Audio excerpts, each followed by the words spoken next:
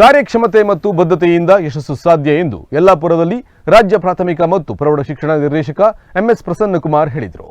ಯಲ್ಲಾಪುರ ಕ್ಷೇತ್ರ ಶಿಕ್ಷಣಾಧಿಕಾರಿಗಳ ಕಚೇರಿ, ಉಪನಿರ್ದೇಶಕರ ಕಚೇರಿ ಸಿರಸಿ ಸಹಯೋಗದಲ್ಲಿ ಯಲ್ಲಾಪುರ ಪಟ್ಟಣದ ಅಡಿಕೆ ಭವನದಲ್ಲಿ ನಡೆದ ದೈಹಿಕ ಶಿಕ್ಷಣ ದರ್ಶಿಕ ಹಾಗೂ ಈ ಪ್ರೇರಣೆ ಎನ್ನುವ ತಂತ್ರಜ್ಞಾನ ಹಾಗೂ ಪುಸ್ತಕವನ್ನು ರಾಜ್ಯ ಪ್ರಾಥಮಿಕ ಮತ್ತು ಪ್ರೌಢ ಶಿಕ್ಷಣ ನಿರ್ದೇಶಕ ಎಂಎಸ್ ಪ್ರಸನ್ನಕುಮಾರ್ ಬಿಡುಗಡೆಗೊಳಿಸಿದರು.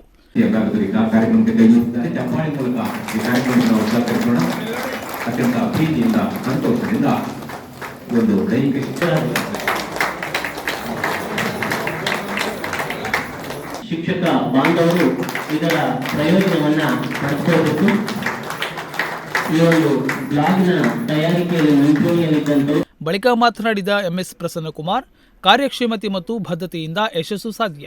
ಶಿರಸಿ ಶೈಕ್ಷಣಿಕ ಜಿಲ್ಲೆಯಲ್ಲಿ ಸೇವೆ ಸಲ್ಲಿಸುವಾಗ ಗುಣಾತ್ಮಕವಾಗಿ ಮತ್ತು ಶೈಕ್ಷಣಿಕವಾಗಿ ಹಮ್ಮಿಕೊಂಡ ಹಲವಾರು ಕಾರ್ಯಕ್ರಮಗಳು ರಾಜ್ಯಮಟ್ಟಕ್ಕೂ ವಿಸ್ತರಿಸಿ ಅದರಿಂದ ಶೈಕ್ಷಣಿಕ ಗುಣಮಟ್ಟ ವಿಸ್ತರಿಸಲು ಸಾಧ್ಯವಾಯಿತು. ಜೊತೆಗೆ ನಿರ್ದೇಶಕ ಹುದ್ದೆಯಲ್ಲಿ ಸೇವೆ ಸಲ್ಲಿಸುವಾಗ ಇಲ್ಲಿ ಗಳಿಸಿದ ಅನುಭವ ತುಂಬಾ ಸಹಕಾರಿಯಾಯಿತು.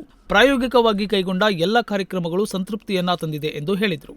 ಬೌದ್ಧಿಕ ಮತ್ತು ಭೌತಿಕವಾದಂತಹ ವಿಕಾಸದಲ್ಲಿ ಇವತ್ತಿನ ದಿನ ಕೈಗೊಂಡ 2 ಸಂಶೋಧನೆಗಳು ತುಂಬಾ ಫಲಪ್ರದವಾಗಲಿ ಎಂದು ಹಾರೈಸಿದರು. ದೈಹಿಕ ಶಿಕ್ಷಣದ ಕುರಿತಾಗಿರುವಂತಹ ದರ್ಶಿಕ ಎನ್ನುವ ವಿದ್ಯಮಾನ ತಂತ್ರಜ್ಞಾನ ಆಧಾರಿತ ಮಕ್ಕಳಲ್ಲಿಯೇ ಗುಣಾತ್ಮಕವಾದಂತಹ ಶಿಕ್ಷಣದ ಜೊತೆಗೆ ಭೌತಿಕವಾದ ಪ್ರಗತಿಯನ್ನು ಕೈಗೊಳ್ಳಲು ಸಹಾಯಕವಾಗುತ್ತದೆ. ಇಲ್ಲಿರುವಾಗ ಕಂಡಿರುವ ಕನಸನ್ನು ಇನ್ನಷ್ಟು ನನಸು ಮಾಡಲು ಇಂತಹ ಯೋಜನೆಗಳನ್ನು ಕೈಗೊಂಡಿರುವ ಪ್ರತಿಯೊಬ್ಬರನ್ನ ಶ್ಲಾಘಿಸಿದರು. ಕಾರ್ಯಕ್ರಮದ ಅಧ್ಯಕ್ಷತೆಯನ್ನ ಜಿಲ್ಲಾ ಶೈಕ್ಷಣಿಕ ಉಪನಿರ್ದೇಶಕ ಪಾರಿ ಬಸವರಾಜ್ ವಹಿಸಿ ಮಾತನಾಡಿದರು. ಕ್ಷೇತ್ರ ಶಿಕ್ಷಣಾಧಿಕಾರಿ ಎನ್ಆರ್ ಹೆಗಡೆ ಸ್ವಾಗತಿಸಿದರು. ಕ್ಷೇತ್ರ ಸಮನ್ವಯಾಧಿಕಾರಿ ಸಂತೋಷ್ ಜಿಗಳೂರ್ ವಂದಿಸಿದರು. GN Bhat Tattigadde, Nudisiri news, Yellapur.